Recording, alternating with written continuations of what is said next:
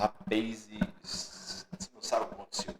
Eu acabei de gravar aí cerca de meia hora de conteúdo para vocês e eu esqueci de colocar para iniciar a gravação. Então, eu tô cansado de falar. Mas vamos lá. Se você quer saber sobre agravo de instrumento, você quer tirar todas as suas dúvidas sobre agravo de instrumento na prática, se você quer ver uma peça de agravo de instrumento na prática, você está no vídeo certo. Que é aqui nesse vídeo que eu vou te mostrar como que a gente vai fazer para estruturar uma peça de agravo de instrumento. Então vem comigo que eu vou mostrar ali no meu computador como que a gente vai fazer. Tá? Antes de mais nada, se você quiser que eu fale sobre algum outro tema, que eu mostre alguma outra petição, a estrutura de outras petições, coloca aqui embaixo o tema que você quer, que eu posso vir a trazer para vocês. Antes de mais nada, também venho aqui me apresentar, muito prazer. Meu nome é Daniel, sou estagiário em Direito, já estou no 8º semestre. Trabalho no escritório de advocacia e eu tenho plena liberdade para poder fazer as peças da forma que eu achar mais conveniente e lógico, é claro, que sempre sob a supervisão de um advogado. De forma muito responsável e muito bom, é muito bom. A gente aprende bastante na prática. Eu acredito que na prática a gente aprende 10 vezes mais do que na teoria. Aquele papo que eles falam que a teoria não tem nada a ver com a prática nessa questão processual, isso é verdade, meus parceiros. Isso é verdade. Porque é muito diferente. É muito o ritmo, as informações, mas é claro que sem a teoria é muito difícil você começar a aprender as coisas. Então é sempre bom você estar com a teoria em dia e a prática também. Então vem comigo que a gente vai fazer uma peça aqui de agravo de instrumento que indeferiu contra uma decisão que indeferiu a justiça gratuita. Tá? Então vem comigo. Vou dar uma reduzida na tela? Vou. Eu vou te mostrar agora a tela do meu computador, a peça, a decisão e todas as histórias, os fatos e os fundamentos. Deixa eu diminuir bem eu. Mas vocês não vão parar de me ver porque a minha beleza não pode parar de ser mostrada. Acho que tá bom, né? Rapaziada, é o seguinte. Tem meu WhatsApp tá aberto aqui. Deixa eu ver aqui. Vou pegar a decisão. A decisão tá aqui, ó. Vamos tomar uma água antes? Gente, tem que tomar muita água. Tem que se alongar. Praticar exercícios físicos regularmente, não uma vez no ano. Eu pratico exercício físico. É? Regularmente. Quantas vezes? Uma vez no ano. A cada ano eu faço uma caminhada. Da cozinha ao quarto.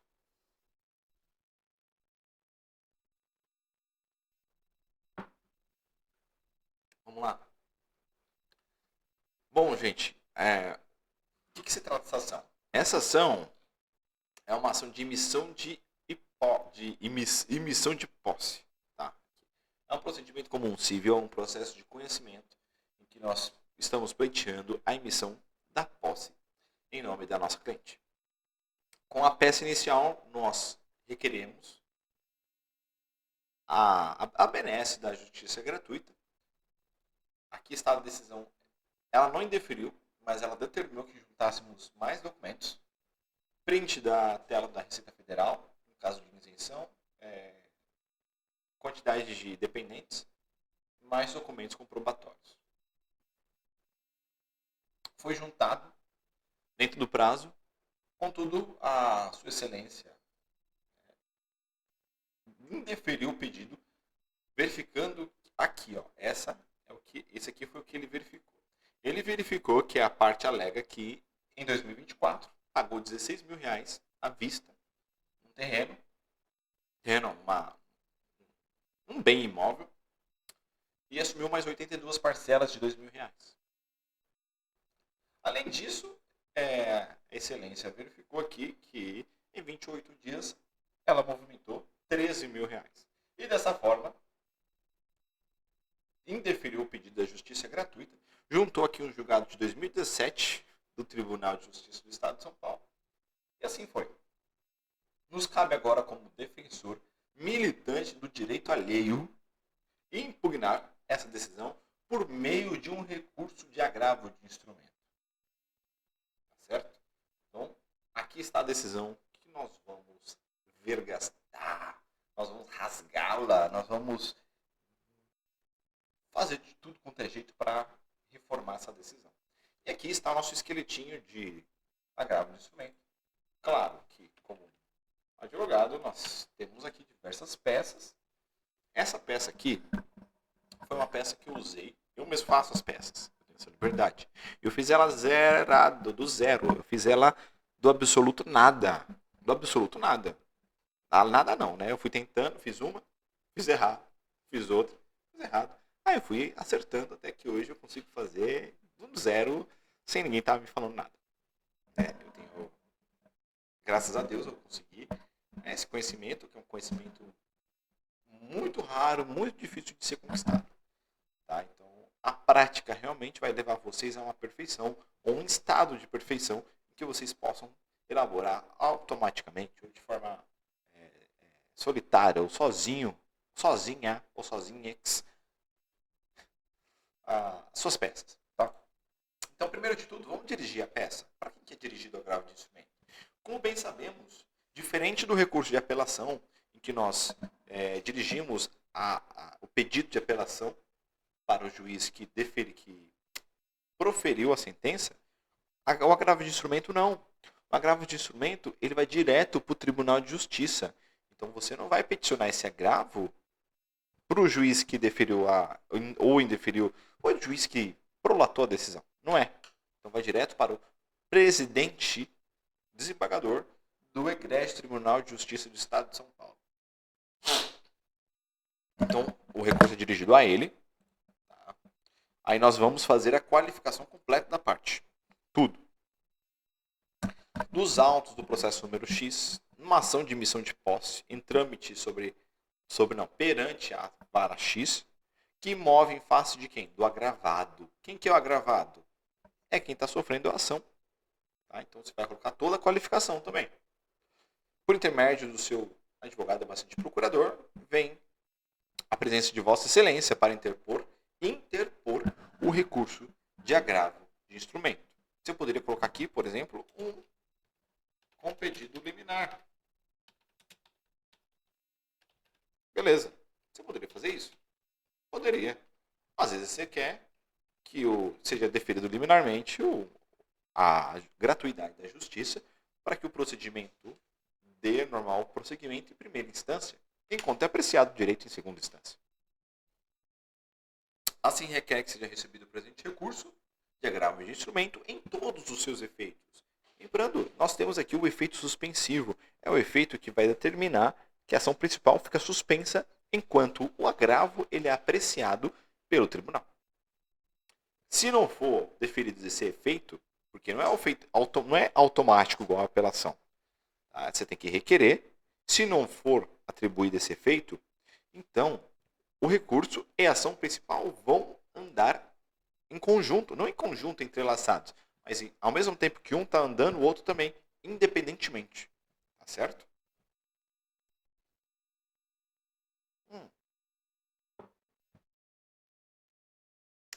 Tem que se manter hidratado. Aí colocamos aqui. Isso daqui é a peça de agravo de instrumento. Tá? Então, é igual a apelação. Você vai fazer o pedido de apelação. Aqui você vai fazer o pedido de interposição de agravo de instrumento. Em processos físicos, era comum a obrigatoriedade de peças em conjunto com agravo de instrumento. Hoje ainda é obrigatório, só que você tinha que colocar isso daqui, peças trasladadas. Virou um costume. Geralmente, sempre que você for ver uma peça de agravo de instrumento, vai ter esse tópico. Pode ser que não esteja aí, pode ser que esteja no final. Cada um coloca onde achar que é o melhor para se colocar. Eu, particularmente, coloco aqui. E nós temos a petição inicial, a decisão agravada, a certidão de publicação e intimação da decisão agravada e a petição que ensejou, que motivou esse agravo de instrumento. Eu estou meio travando aqui, mas é porque eu estou cansado. E você pode juntar mais outros documentos que você julgar necessário. aqui que o bicho pega. Aqui o bicho pega porque aqui começa as suas razões de agravo. Tá? Então você vai se dirigir agora ao tribunal, não mais ao desembargador. Por que o tribunal? Porque agora são os desembargadores que apreciarão o seu direito. Então você vem, egrégio, Tribunal de Justiça do Estado de São Paulo. Razões de agravo de instrumento. Seguinte, tem informações aqui, precisam estar aqui. Tá? E só que não precisa estar disposto dessa forma. Você pode dispor essas informações da maneira que você achar mais conveniente. Mas segue um padrãozinho. Se você for ver as peças, geral, vai estar nesse sentido assim. Tá? Mas aqui é Itaquá. Itaquaquecetuba. Aí você vai colocar o número do processo, a origem. A origem é a vara, tá? Colocar o nome da ação, ação principal, o seu nominho, o nome do seu cliente, tá? Nesse caso, que é o agravante, o agravado. Aí vem egrégio tribunal, colenda câmara ou colenda turma. Câmara é aqui para os tribunais estaduais, turma já são ministros, tá? Ministros que julgam em primeira turma, na segunda turma, terceira turma. Tá?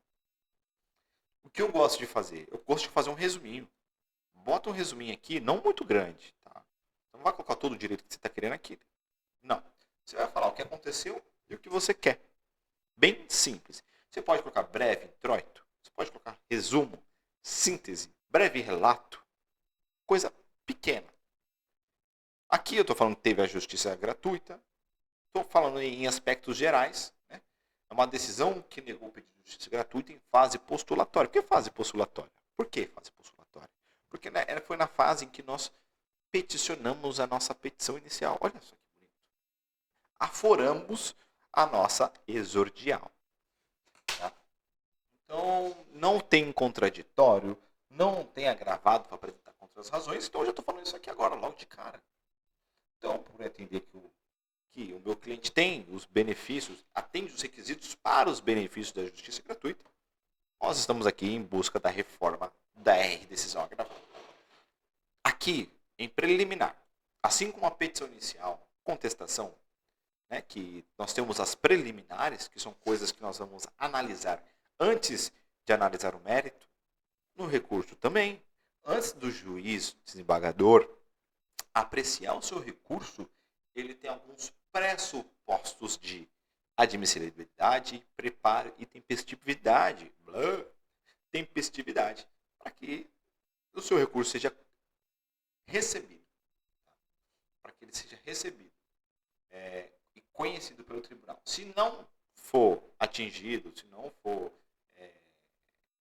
enquadrado algum desses requisitos, o seu recurso não é conhecido pelo tribunal. Ele é recebido, mas não é conhecido, porque ele pode ser intempestivo, ou porque ele pode ser deserto, ou porque a decisão não é terminativa, nem tem força de terminativa.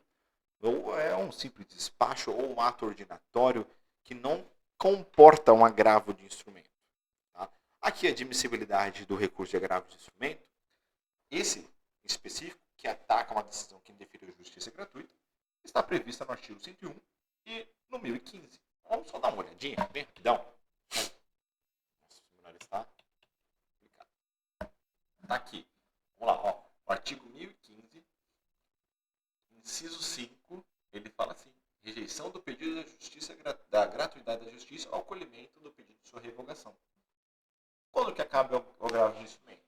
Na hipótese do inciso 5 do artigo 1015. Ou na hipótese, e nós temos também outro fundamento, tá? Desculpa, que é o artigo 101 do Código de Processo Civil. Aqui. Quando decisão que indeferiu a gratuidade da justiça ou que acolheu o pedido de revogação, caberá agravo de instrumento. Exceto, claro, sempre tem um salvo-se, exceto, né? Tem que ficar atento a isso aqui. Exceto quando? Quando for na sentença, porque você vai usar apelação. Contra a sentença não cabe agravo de instrumento, somente apelação. Então vamos lá, o preparo. Nesse caso, o artigo 1099, parágrafo 7º, fala que não precisa de preparo. Vamos dar uma olhadinha nele aqui. 99, parágrafo 7º. Tá? Aqui, ó, requerida a concessão de justiça gratuita em recorrente, estará dispensado de comprovar o recolhimento e preparo. Tá? E se for indeferir, vai fixar um prazo para realizar o recolhimento. Aí você tem que fazer o recolhimento. Bom, é isso aí. A tempestividade são de 15 dias, né? O recurso tem um prazo de 15 dias para interposição. Começa-se a contar para o dia seguinte da publicação. Por isso que a certidão de publicação de intimação é importante, porque é a partir dela que você vai começar a computar os prazos. Tá? Em geral, os prazos para recurso são de 15 dias, exceto o embargo de declaração, que são 5 dias. Aí beleza, você falou os pressupostos, nós vamos para o mérito. O mérito comporta os fatos e os fundamentos. Tá? O que pode acontecer aqui entre os pressupostos e o mérito, que eu gosto de fazer, é colocar do pedido liminar. Aí eu coloco o meu pedido liminar aqui, porque é um pedido liminar. Tem gente que coloca no final. Tudo bem, não tem problema você colocar no final. Mas eu, Daniel, gosto de fazê-lo aqui antes do mérito, para que o juiz já se depare com ele e possa apreciá-lo logo de cara. Não que ele leia primeiro todo o mérito para depois ler o pedido liminar. Além dele estar cansado, pode ser que ele não veja o pedido liminar. Entende? Mas passando rápido assim, às vezes, você nem vê tópicos aqui. Tanto tópico que tem, às vezes tem petições de 20, 30, 40, 60 páginas. Então você pode acabar não vendo. Então coloca ele logo de cara. É o que eu faço. Ainda coloco assim, ó. Ainda grifo. Porque vai ter uma diferença dos outros textos. Né? Então é mais fácil para o desembargador e juízes apreciarem o pedido liminar. Aqui eu vou contar a historinha. Tá? Agravante aforou a ação de missão de posse, pleiteando benesses, a gratuidade da justiça. Aí eu falo o que aconteceu. Foi dado prazo. Depois foi indeferido o pedido e eu coloco o motivo. Eu coloco expressamente o porquê que o juiz indeferiu o meu pedido. Ele indeferiu por causa desse tópico. Copia e cola. Tá? Copia e cola. Porque o tribunal está acostumado com isso. O tribunal gosta disso. Tá? E por que ele está acostumado? Porque em recursos especiais, recursos extraordinários, é dessa forma. Você tem que colocar os recursos para Supremas Cortes e Cortes Superiores, é dessa forma. Então vamos se adequar aos requisitos daqueles que são mais específicos, porque é mais fácil de apreciar o direito. Tá? Então você coloca. Sempre coloca aquilo que você está atacando. Sempre coloca de forma expressa, clara e objetiva, sem rodeios. Aí depois que você falou de todos os fatos, né, você vai passar para os fundamentos. Mas não se esqueça, os fatos têm que ser feitos de uma forma clara e objetiva, sem repetições. Não fique repetindo muitas informações. Há casos que você tem que repetir e há casos que não. Tá? Então seja claro e objetivo e tente demonstrar que você tem aquele direito. Tá? Já nos fatos fala, olha, excelência, tem aqui, estou demonstrando que eu tenho eu preencho os requisitos. Eu preencho os requisitos, o meu cliente preenche os requisitos a benesse da gratuidade da justiça. Olha só, ela recebeu 13, mas ela gastou 14. Então ela não, a renda dela não comporta as custas processuais. Ela tem 2 automóveis, mas são automóveis antigos, quitados, já não necessitam mais de pagamentos mensais. Ela comprou um terreno, mas é um valor que ela já estava guardando há tantos meses para poder comprar a casa da vida dela. Você entende? Você vai começar ali nos fatos, você vai atacar um pouquinho o sentimental, mas de forma lúdica. Tá? Então você vai atacar os fatos, vai demonstrar os fatos não. Os fatos de forma clara, objetiva, atacando o emocional, mas com razão. Não se esqueça da razão. Não adianta você atacar os fatos, demonstrar os fatos, se não tem razão, não faz sentido aquilo que você está falando. Né? Então, vamos lá. Dos fundamentos. Aqui que você vai falar onde nasceu o direito, onde que está previsto o direito e como que você vai juntar o nexo causal. Olha, excelência, a lei fala que aqueles que não conseguirem, que não tiverem recursos suficientes, não, eles têm, pode ser concedida a benesse da gratuidade da justiça. É a lei que está falando. A lei não fala que tem que ser pobre, miserável, viver na sarjeta para você ter acesso à justiça gratuita. Não, aqueles que comprovam não ter recursos suficientes. Não ter recurso suficiente significa o quê? Se eu recebo 10 mil e eu tenho 10 mil de contas, eu não tenho recursos para patrocinar uma ação. É isso que a lei fala, é nesse sentido. Então, você vai trazer aqui os seus fundamentos jurídicos. Você vai pegar a lei e vai traçar uma linha entre a lei e o seu caso. É isso que os fundamentos servem. Tá? Aqui nós temos uma decisão do STJ, né, falando o seguinte. Aqui, eu vou ler para vocês. O benefício da assistência jurídica gratuita deve ser deferido considerando não apenas os rendimentos mensais, mas também o comprometimento das despesas. No caso, uma família com 6 dependentes, embora dispondo de moradia e carro, com o que fazem melhor justiça aos paradigmas que consideram justificável a assistência judiciária em famílias com rendimentos que alcançam um pouco mais de 15 salários mínimos. Ora, uma família que tem dependentes, tem moradia, tem carro, 15 salários mínimos, ainda assim você consegue a justiça gratuita. Por quê? A justiça gratuita não são para os pobres, mas para aqueles que não conseguem pagar as custas processuais sem prejuízo ao sustento próprio e de sua família. Esse é o entendimento do STJ. Mas, vamos adiante.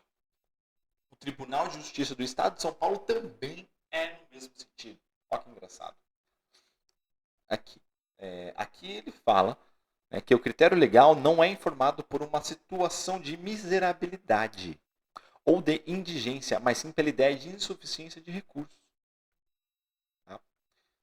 Então, se você demonstrar que você não tem recursos, ou até mesmo se não tiver documentos capazes de comprovar que você consegue pagar as custas, mesmo assim você tem acesso, você tem direito à justiça gratuita, de acordo com o entendimento do Tribunal de Justiça do Estado de São Paulo.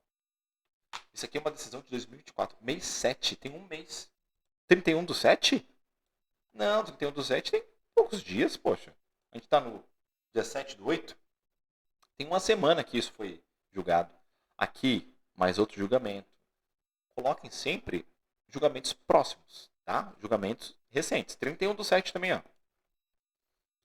Aqui nós temos dia 5/12 de 2023. Se você for verificar, ó, 10/11, são todos outro 31/7. São todos mais recentes do que aquele utilizado como paradigma pelo juiz que indeferiu a justiça gratuita. Então, eu estou juntando decisões com maior peso e mais recente do que o juiz utilizou para fundamentar o indeferimento da decisão. E assim eu vou, então, falar que o agravante preenche os requisitos. Eu comprovei com fatos e fundamentos que o meu cliente não tem recursos suficientes para arcar com as custas. Porque apesar de receber 13 mil, ele gasta 12. Ele gasta 13, ele gasta 14, ele tem dependentes, ele tem que pagar isso, tem que pagar aquilo. Eu vou demonstrar que os fatos e, o direito estão alinhados, formando um nexo causal que vai nos trazer a esse resultado de deferimento da justiça gratuita. Para vocês verem, não é difícil, mas exige tempo e dedicação. E aqui nos pedidos, nós vemos aqui, ó. Diante do exposto, requer que o presente recurso de agravo de instrumento seja recebido, conhecido e provido para o quê? Reformar a redecisão do juízo ACO e conceder a justiça gratuita ao agravante ou aos agravantes. E assim eu fecho a minha petição de agravo de instrumento, junto com os demais documentos que são necessários, tá?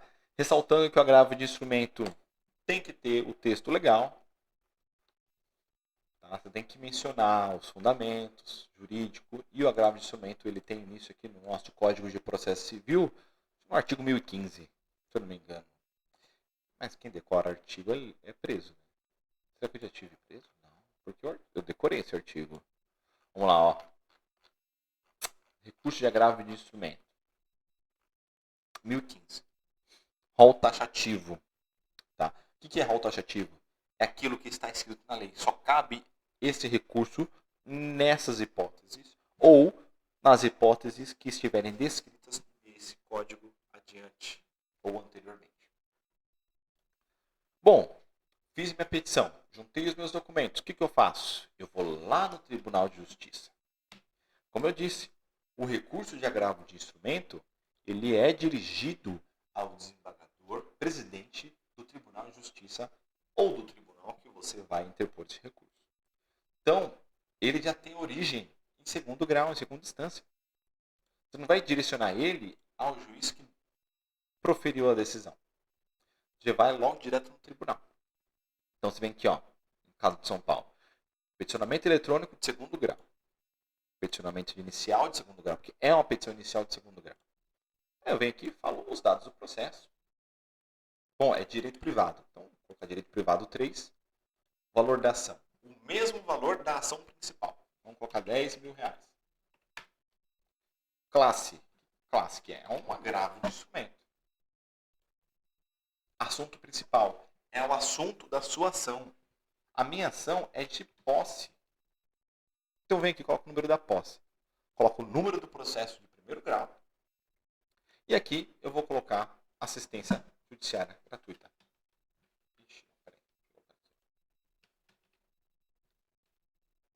Aqui, Justiça, assistência judiciária gratuita. E assim eu vou preencher aqui os meus dados. O polo ativo, quem que é o agravante? Você vai colocar o CPF do agravante, vai fazer toda a qualificação dele. E o polo passivo, que é o agravado, você vai também fazer a mesma coisa. Fez isso daqui, eu peço que vocês prestem muita atenção. Primeiro faz essa parte, depois você junta os documentos. Porque para você nomear os documentos, você tem que colocar o que ação que é. Tem que colocar o valor, tem que preencher alguns dados aqui. Preenche esses dados, coloca sua petição inicial aqui, os outros documentos aqui e protocola a sua petição de agravo de instrumento. Depois disso, você vai ter que peticionar nos autos principais a interposição de agravo de instrumento. O artigo 1018, ele fala que, parágrafo 2º, né, você tem que fazer isso em 3 dias se for autos físicos. Eu já faço isso já para adiantar o procedimento, vai que tem um pedido liminar, então já faço isso. Peço sobrestamento do feito para que não venha a obstar algum direito meu, algum direito do meu cliente, né, durante a apreciação do agravo do instrumento. É isso, meus amores, meus amigos, meus caros colegas, né? Eu espero realmente ter ajudado vocês a entenderem melhor sobre agravo de instrumento. Se vocês têm alguma dúvida, se vocês querem que eu fale sobre algum tema específico, deixa aqui nos comentários. Deixa aqui no comentário o tipo de ação que você quer que eu fale. Eu tenho diversas ações que eu fiz aqui e que deram muito bom mesmo. Tá? Então, se vocês quiserem saber um pouco mais, deixa aqui nos comentários. E é isso. Curte, comenta, compartilha esse vídeo. E até o nosso próximo encontro.